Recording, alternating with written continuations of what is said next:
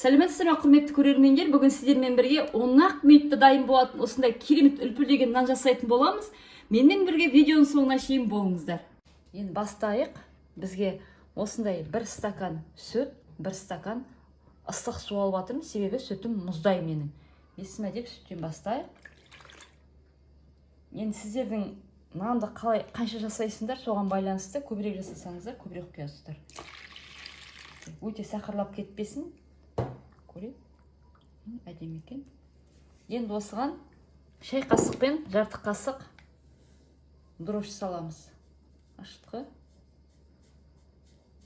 Осындай ғана салдым, азғантай ғана. Сосын 1 шай қасық толтырып мен қант салдым. Үлкен қасықпен 2 қасық сұйық май.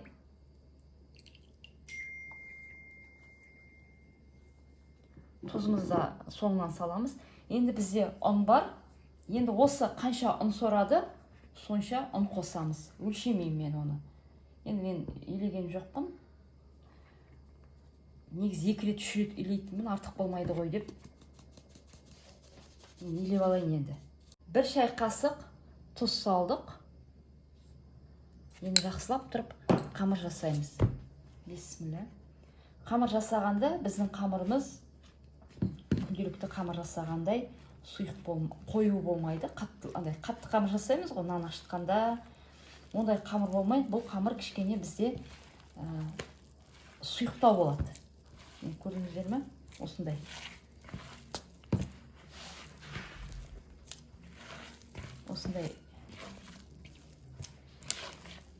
Осындай болады.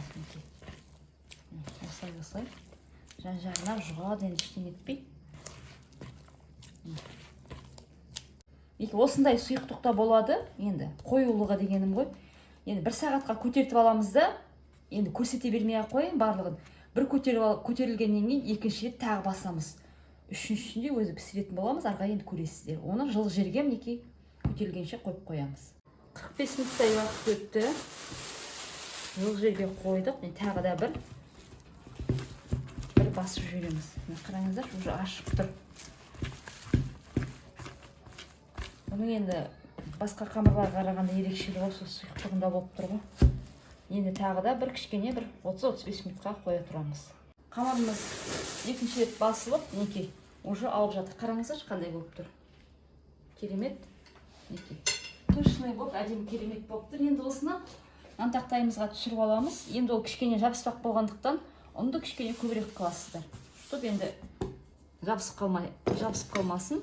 Енді осыны түсіріп аламыз. Қараңыздар, қандай әдемі болып тұр.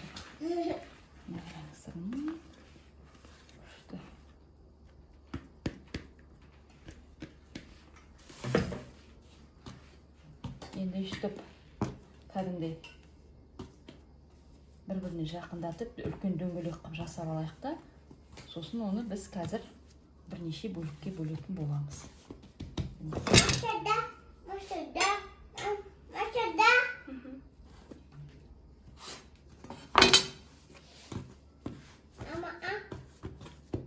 Өзімізге ыңғайлы етіп, шағындап бірнеше бөлікке бөліп аламыз. Мен үлкендігін осылай алайын деп тұр. Осылай қылып. Барлығын осылай аламыз. 8 бөлік болсын. Біреу. Енді осыны кішкентай дөңгелекшелер жасаймыз. Осылай етіп барлығын жасап аламыз да, кішкене бір 5 минутқа бетін жауып, осы нан тақтайымыздың үстінде қоя тұрамыз. Осылай жасап аламыз да.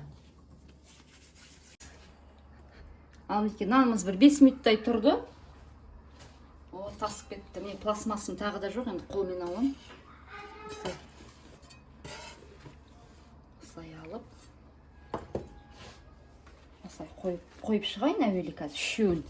Содан кейін барып үстерінен басатын боламыз. Енді бізге жұмыртқаның бір сарысы қажет болады. Оған үлкен қасықпен, мен шай қасықпен алып жатырмын. 2 шай қасық, болмаса үлкен қасықпен 1 қасық. Йогурт, не болмаса дүкеннің қаймағы қандай пайызда болса да бәрібір жақсылап тұрып араластырамыз.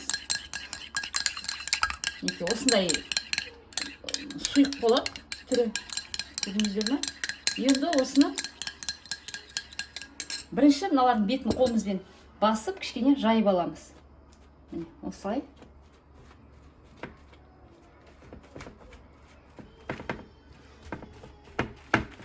Көтеріліп әдемі болып тұр. Мінекей осылай етіп жайып, енді бетіне жаңағыдан жасалған жұмыртқаның сарысы мен қаймақты бетіне бір-бір шай қасықтан құйып, бетіне жақсылап қолымызбен жағамыз. Мінекей былай. Үйде қаймақ болмаса, егерде йогурт болса, балалар жейтін йогуртта жағуға болады бетіне. Ақырын-ақырын басып жіберіңіздер. Сүтпен болмай ма? Білмеймін, сүтпен де бола береді ғой. Сарысымен де бола беретін шығар. Енді мен осылай жасап жатырмын. Сіздер де менің рецептіммен жасап көріңіздер. Жұп-жұқа болғаннан кейін тез піседі. Қызып тұрған табада духовкамызда 250 градуста 10-11-12 минуттай пісіріп аламыз. Оны қазір піскеннен кейін мен қанша болғанын сіздерге айтып беремін. Ал духовкамызға саламыз. Мінекей жаңа ғана духовкадан алдық, ыстық. Мінекей 250 градуста 10-11 минут піседі екен. Прям былқ-былқ. Көрдіңіздер ме? Мінекей. Ыстық.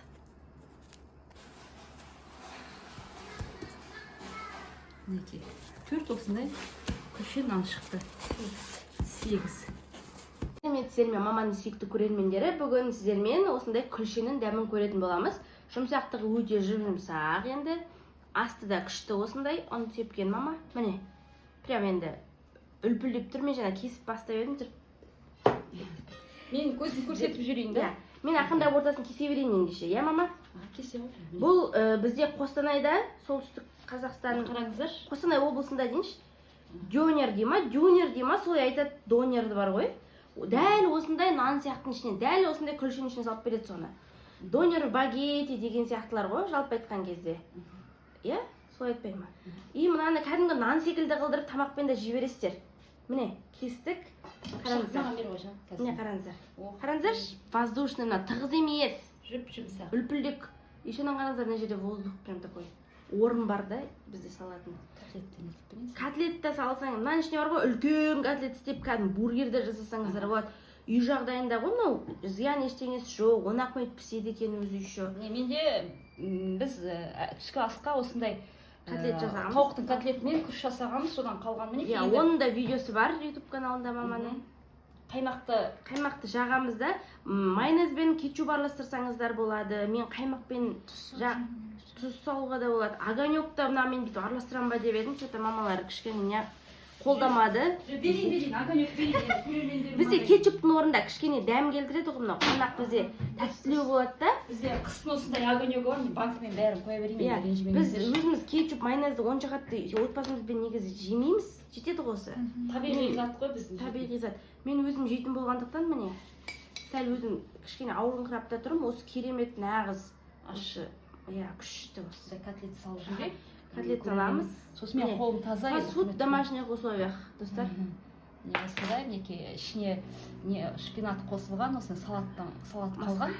Салаттан мен жабатта енді қазір мамам жеп алады. Ас болсын. Үйде халапеньо бар еді ғой деп қыдырып кеткен. Мына қараңыздар сай, достар. Мына балаларға жасап берсеңіздер вообще күшті ғой. Бургер деп жылап жүретін балаларға. Көшеден сатып алған. Иә, көшеден сатып алған. Міне піссімлі деп, ой, піссімлі. Жеп көрейік. Жұмсақ па? Мына реально бургер бар ғой. Соның тестісі ғой. Супер мынау. Салаттан салып отырыңыз аузыңызға. Мынаған жүрсе? Еще котлетпен прям күшті болады екен. Салат ішінде бар ғой деп жемей отқаным ғой. Помидормен әдемі болады котлет. Ана, ачичук деген салат сияқты болады екен деп, помидор, иә? Күшті екен. Ас болсын жан мен. Не дейсің мен көрерменнен? Бір тістеп алғыш енді. Деп жей беріп отқан ба? Бір тістеп алғысы Да, конечно.